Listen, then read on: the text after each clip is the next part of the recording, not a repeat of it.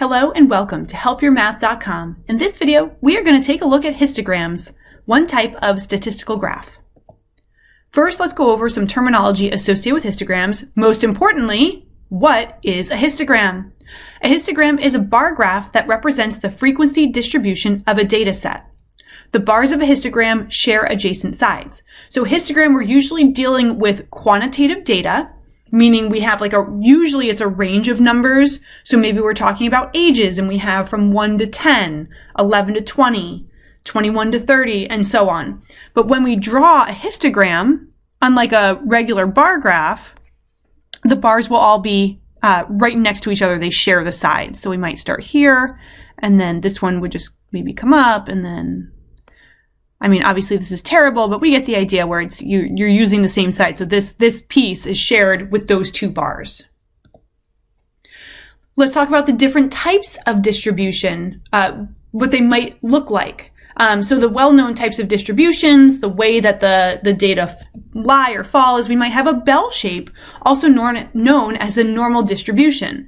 That would look something like this, where there's a few at either end, but then in the middle, we have the majority of things. So this would include like heights of people, right? There's some people who are on the shorter end. There are some people who are much taller, but for the most part, most people lie within a couple of inches, 5'7" to 5'9" or something like that.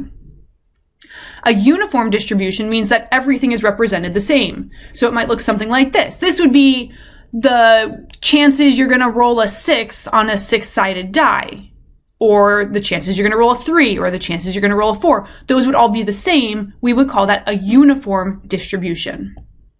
Then there are skewed distributions. There are two types.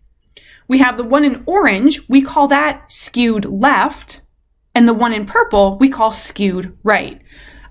They're skewed because the outliers are there's, extra data on this graph on the left, so it's kind of skewing everything left, giving it a left tail.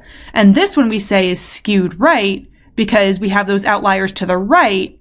So that's skewing the data, pulling it to the right. We have a right tail. And more definitions. I mentioned this word already, outliers. These are sample values that lie very far from the other sample values. Sometimes we can see a data set and be like, yep, there's definitely an outlier. There actually is a mathematical way to calculate it. That will not be discussed in this video. We're just going to kind of eyeball it and be like, that doesn't seem to fit. That seems to pull the data in one direction. So we're just going to very informally refer to something as an outlier if it exists at all. We also have time. How do the data change over time? So we might consider looking at time. We might be looking at just groups of, I talked about ages where, 0 to, I think I said 1 to 10, 11 to 20. Then we have a frequency distribution, also called a frequency table. This is a way to organize the data into intervals or classes of equal width. That's important, equal width. So I was very careful when I was doing my ages to make sure I did 1 to 10, 11 to 20, because that would be the same width, right? 1 to 10, there's a difference of 9. 11 to 20, there's a difference of 9, to show how many data values are in each interval. Also really important with these is that we're not putting one value into two different classes. So I was very careful to say 1 to 10, then the next one starts at 11, not 10. I wouldn't do 1 to 10, 10 to 19, 19 to 28. We have to make sure that if there's a 10-year-old, they're only falling into one data class. The table is constructed so that every data value falls into exactly one interval. We have a lower class limit, so that would be the lowest value that can fit into a class. So in my example, I said 1 to 10, 1 would be the lower class limit. The upper class limit, that's the highest data value that can fit into a class. That example, 10, would be the upper class limit. The class width, this is the difference between the lower class limit of one class and the lower class limit of the next class.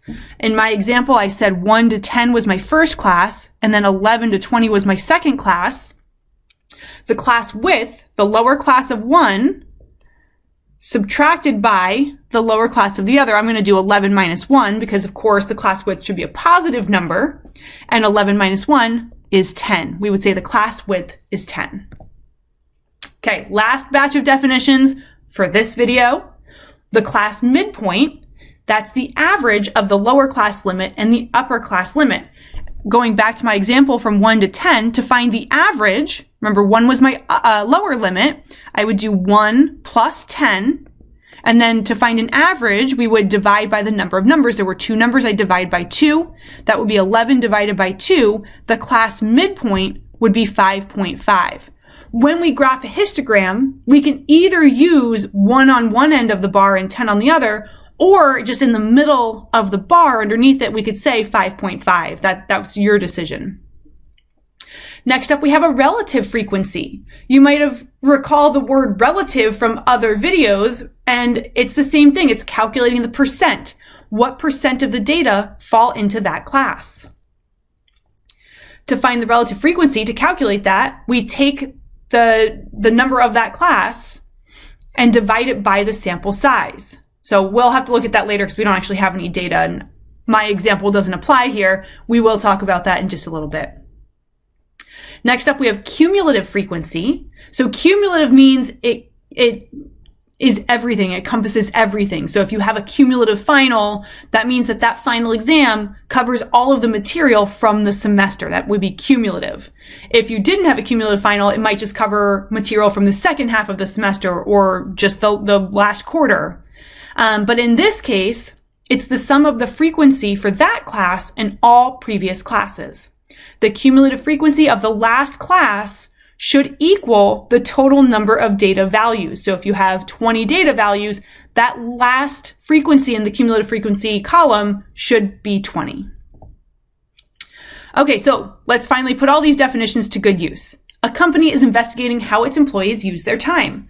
They set up software to record the amount of time employees spend on social media. Table 1, right here, shows the amount of time on social media of 20 employees on a Thursday in August. So we see these different employees and how much time they're spending on social media. Companies really don't like when you do that. You really shouldn't do that. Okay, so we're going to fill in this frequency table. We're going to look at the data. The smallest value I see is 20, so I want to keep 20 in mind. And the largest data value I see is 68 right here. There's a couple of them, but it doesn't matter. I just need one of the largest values. So when I go to create my classes, because they're not given for me, I need to make sure that I have a 20 in one class and that I have enough classes so that it goes up to 68. The general rule of thumb is that we should have somewhere between 5 and 12 classes, right? We don't want to have like 20, 21, 22, 23, because that would be a lot of classes and that's not really helping us with with what's going on here. And then we don't want it to be too broad. I wouldn't want to do like from 20 to 40 and then from 41 to 81, because I'm still not going to get a whole lot of information from that.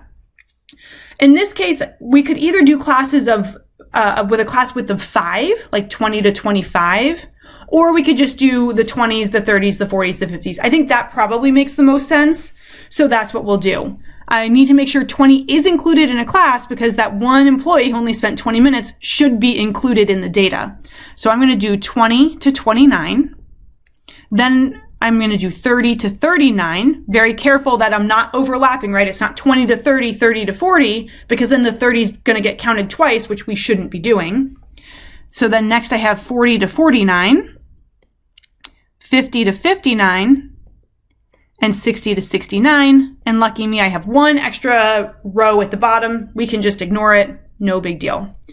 Now the tally is because we're given the raw data, meaning it's not categorized, it's not already ordered for us, we have to do this. So when we do tally marks, if you're not familiar with them, we do 4 vertical little segments, and then the 5th one we kind of strike through them. So we would count 1, 2, 3, 4, strike through for 5. So every 5 is a bundle.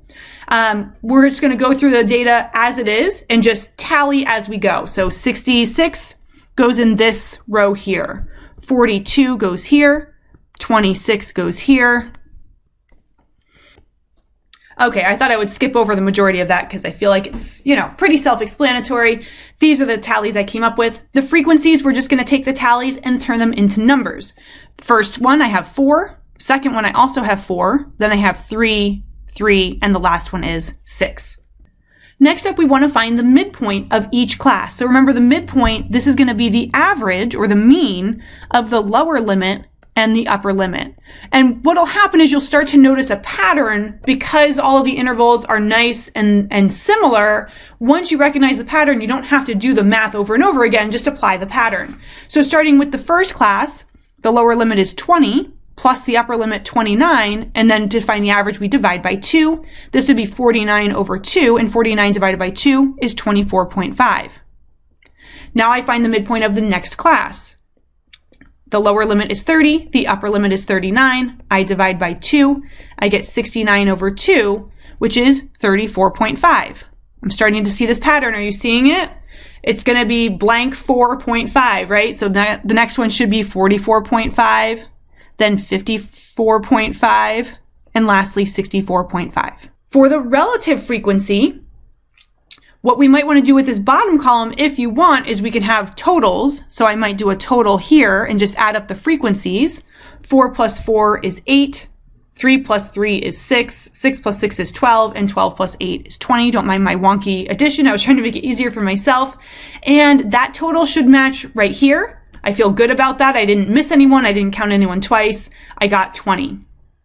I don't need a total for the midpoints. That would be a meaningless value to figure out. But then for relative frequency, you might want to have a calculator handy. For relative frequency, you're going to take the frequency of that class and divide it by the total number of values given. So this first one is going to be 4 because that was the frequency of the 20 to 29 divided by the total down here 20. 4 divided by 20, that's 1/5. I know that as 20%. If you don't know that as 20%, no problem. You would just do 4 divided by 20 in your calculator, and this should give you 0.2, and then you would take 0.2 to convert it to a percent and multiply by 100, and that should give you 20%. The next class, it's the same frequency, so we're going to have the same percent. Again, 4 divided by 20 would be 20%. The next one, we have 3 divided by 20. And again, if you don't know the percents, I know how to do, when it's out of 20, it's a nice factor of 100, so I can calculate these pretty quickly. But if you don't, you would do the same thing. You would do 3 divided by 20 in your calculator. You get 0.15, multiply by 100 to get that 15%. This one's the same, so same percentage. Fall into this class. And then the last one, the 60 to 69, we have a frequency of 6. So we're going to do 6 divided by 20, but I can also look right above because right above was half, which means this one should be double the percent, and that would be 30%. So I like to use math in different ways to kind of help me, but if you just want to be consistent and do the same thing again and again, that's no problem. 4 divided by 20 times 100, 3 divided by 20 times 100, 6 divided by 20 times 100 will also get you to that same answer. We want to make sure that the relative frequencies add up to 100%. So we'll double check the math here. 20 plus 20 is 40. 15 plus 15 is 30. 30 plus another 30 down here is 60. And then the 60 from down here plus the 40% does add up to 100%. So I feel pretty good about that as well. Yay! I think I mentioned in another video, but if we didn't have a denominator of 20, like let's say it was 26 or 37, we might have to round our percents, and then we might not get exactly 100% based on roundings. That's okay, as long as it's near 100%. If you're adding these up and you get 42%, I would be concerned that something got left out. And last up, the cumulative frequencies. To find the cumulative frequencies, we just keep adding the new frequency to the previous cell in this column. The first one always starts out matching the first frequency, so this is just going to be 4. Then the second one, I'm running out of space here, this one is going to be the previous cumulative frequency, which was 4 right above it, plus the frequency of this class, which is also 4. So we get 4 plus 4, which is 8. That just means that 8 people spent between 20 and 39 minutes on social media. For the next cumulative frequency, we take the 8 and we add the frequency of this class, 3. 8 plus 3 is 11. Now we to figure out this one, take the previous cumulative frequency 11, add the current frequency 3, and we get 14. And then again, previous cumulative 14 plus current 6, and we get 20. So remember when I was going over the definitions, I said that this last one should match the total we were given, and it does. For cumulative frequency, we also would not add up these values. That would be a meaningless value. We would not do that. There would be no reason to know that. This check is just that last one does in fact add up to 20. Okay, so we've created this beautiful table. Now let's create the histogram. As mentioned, a histogram is a bar graph that represents the frequency distribution of a data set. A histogram has the following properties. The horizontal scale is quantitative and measures data values. And I mentioned you can either use the class midpoint or you can use the lower limit, upper limit on either side of the bar. The vertical scale measures the frequencies of the classes, and the consecutive bars must touch. Okay, so we're going to create a histogram for the data. We should always give this a title. So this is going to be social media use at work. And then we're going to, on the x-axis, the horizontal axis, we're going to call this time in minutes. And then I will use the midpoints because that's going to be a little bit easier.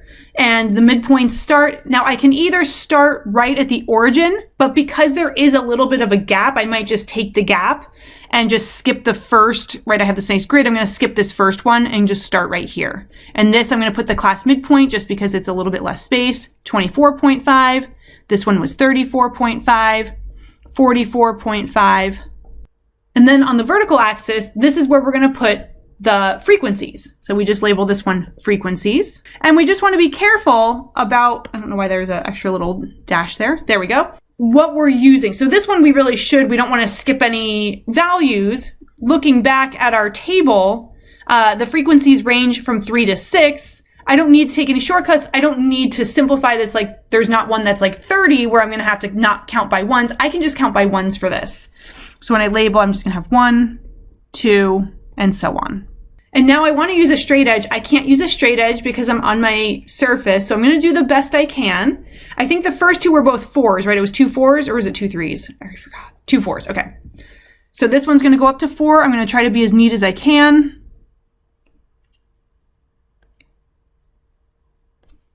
And then the second one also was 4. So I'm going to draw the top and then bring it back down. The next two were both 3s. So that would be right here. And this one was also 3. And the last one was 6. Oh, all these people spending an hour on social media. And there we have our beautiful histogram. Yours is going to look way better than mine because you used a straight edge, a ruler or something. You can also decorate these if you want. I'm not going to do that because this is a video and you don't want to sit here and watch me decorate. You can, put spots or stripes or change the colors of them, make it fancy, zhuzh it up. But this would be our histogram for our data set. Let's compare that to the frequency histogram. So this one's gonna be a little bit different. First, we're gonna give it a title. So we might again call this social media use at work. The x-axis for the frequency histogram will be the same. So this is still gonna be time in minutes. And in minutes, you can either do a comma or sometimes we put it in parentheses. That doesn't matter. The classes here will still be the same. I'm gonna use those midpoints again, 24.5. 34.5, but the y-axis will be different. The y-axis is going to be the percents, so we might call this, I'm realizing now this needs to say a relative frequency. I'm forgetting a word here. This is a relative frequency. There we go. The relative frequency. So the y-axis will be the relative frequencies of each class. And for this, because we're using the percents, let's go back, we need to go up to 30%. So here, based on this, I might not want to count by ones. I could still use the grid, but maybe I count by 5. So like this is 5%, 10%. And when we create the increments, whatever we use, we just have to be consistent. So I couldn't do 5%, 10%, 20%, 22%. It's representing the same space between them, so I just need to be consistent with that. All right, with my 24.5, that one was, I already forgot, was it 40%? 20%, 20%. 20% goes right here. And then the next one, 34.5, was also 20%. So we'll just bring that down. 44.5 was 15%. That third class was 15%. The fourth class was also 15%. And this last one was that 30% jumping way up. And we have our relative frequency histogram. Ooh, that bar is pretty bad. Let's try again. That was better. Right here. How does this compare to just the frequency histogram? Oh my gosh, the shapes are almost identical. And of course they should be, because they are representing whether we use the frequencies themselves or the relative frequencies, they're all relating to the same overall thing. So the bars should look identical. That should happen. Okay, now the other one we talked about was the cumulative frequency. If we're going to create a cumulative frequency chart, it's called an ogive. Yes, that word is ogive. I think if you're in Microsoft Word, it still doesn't accept it as an actual English word, but it is. It's an ogive. And instead of using bars, and we don't use a histogram, we actually draw the points and we connect it with a smooth curve. So we make a frequency table showing class boundaries and cumulative frequencies. For each class, make a dot over the upper class boundary at the height of the cumulative class frequency. The coordinates of the dots, x, y, is upper class boundary, cumulative class frequency. Connect the dots with, now this has line segments. I use a curve. I suppose either one is fine. By convention, an ogive begins on the horizontal axis at the lower class boundary of the first class. Okay, so this time you'll notice we're using upper class boundaries, not midpoints for sure. We're going to create the ogive here, the cumulative class frequency. So we're going to call this time spent on social media. The x-axis, we're just going to call time in minutes. And the y-axis, we'll call cumulative frequency. Okay, so I'm just going to start here with 29 and then 39. And then let's recall that the cumulative frequencies go up to 20. In fact, I think it was 4, 8, 11, 14, 20. So those are the values we want to fill in at each upper limit. Because we're going by 20s, but I also want to maximize space on the graph, I'm going to do this is 5 and 10. So that way I'm getting as much graph as I can without squishing it all in. And then 20 up here at the top. And then what we're going to do is we're going to start at the 29 and we're going to fill in the 4, which would be right here. 39 would be 8 right here. 49, 11 is 2 past 10. 59, 14, just below 15. And then 69 should be all the way up at the top. We start at 20 and then we're going to draw, we can do segments or a nice curve. The segments will kind of look curvy as we go, so we'll just leave that in. And if you have a straight edge, you should be using a straight edge as opposed to me trying to freehand it.